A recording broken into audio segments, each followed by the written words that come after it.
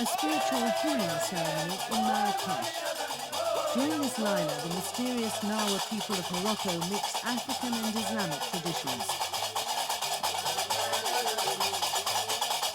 They're descendants of black slaves brought to Morocco 400 years ago. They were then converted to Islam but merged it with their own beliefs.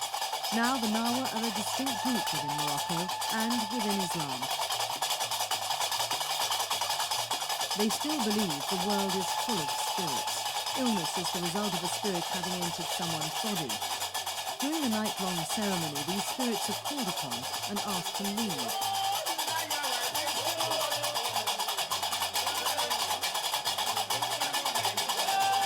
Music is the lifeblood of the Gnawa culture. Its powerful mix of African rhythm and Islamic song is handed down from generation to generation.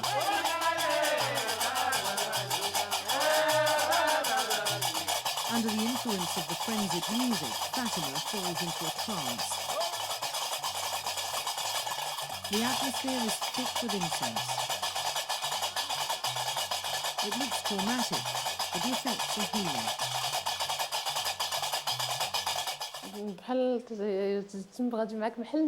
The trance comes all of a sudden from nowhere.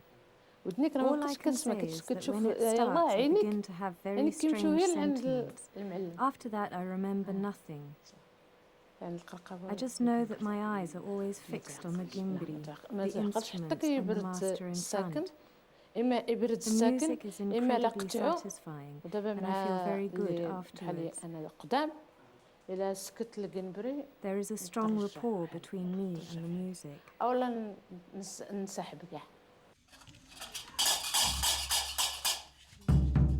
At the heart of the lila is a ritual sacrifice. It's the difference between the real thing and the party. The music draws true believers from the whole quarter. But such ceremonies are rare and are treated with suspicion by many Moroccans. The sheep is prepared for sacrifice by the melon, or master.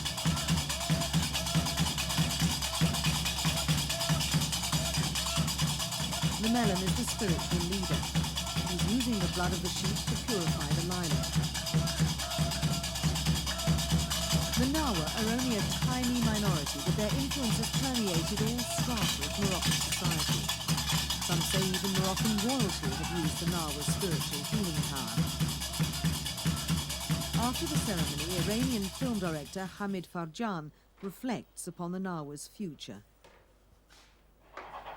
His film, shot 10 years ago, is the most comprehensive documentary about the Gnawa. The film showed the old ways, but even then the modern world was discovering the Gnawa and the process of assimilation had begun. Ironically, Western fascination in the Gnawa was already undermining their culture.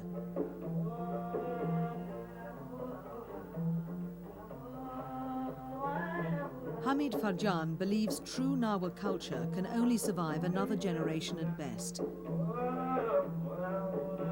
Charaf Berramdan was only 12 when he appeared in this film. Now 22, Charaf is typical of the new generation. He's dressed like any young Westerner. He's a professional musician and is trying out new karkabas.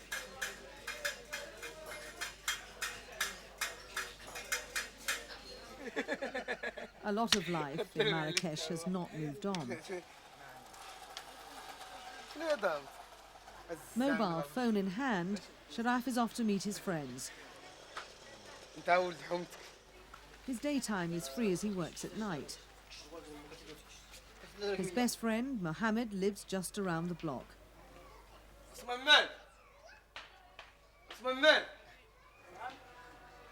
Mohammed is also a Gnawa. They are both musicians.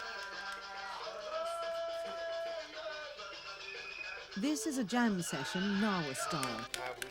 Music and rhythm are said to be almost genetic, passed down from generation to generation. Everything about the music here is improvised, even the instruments. Charaf has been fending for himself since the age of 5. In Marrakech, it pays to learn young how to earn a living.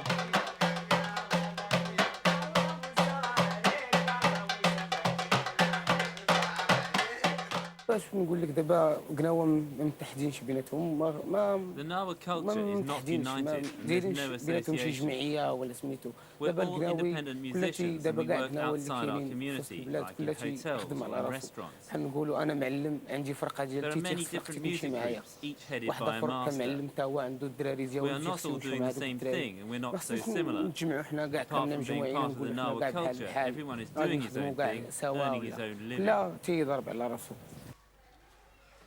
Every evening, Charaf gets ready to work in a restaurant. Marrakech is a magnet for tourists drawn by its exotic folklore. Clients at the town's exclusive restaurants love to be entertained with Gnawa music. Over the last decades, it's become increasingly popular. Bands like the Rolling Stones and Led Zeppelin have been inspired by the Gnawa. There have also been fusions with jazz. Loveless, who organises the annual Gnawa Music Festival in Essaouira, explains its attraction. Well, I think there's been, anyway, a sort of a global movement in sort of interest in world music, in African music, and also a search for different therapies. So it's a sort of combination of the two, and it's really good music. It's very strong, it's very earthy, it's sort of touching the ground when a lot of the Western world is very much elsewhere, and Entertainment has always been a feature here in the main square of Marrakech. It seems to have changed little over the centuries. All the attractions have one aim in common, the tourist drive. These Gnawa boys in traditional dress and trainers probably don't care much about the old ways. Like most youngsters their age, their eyes are set firmly on the future. And in modern Morocco, that's a future where the Gnawa are more performers than believers.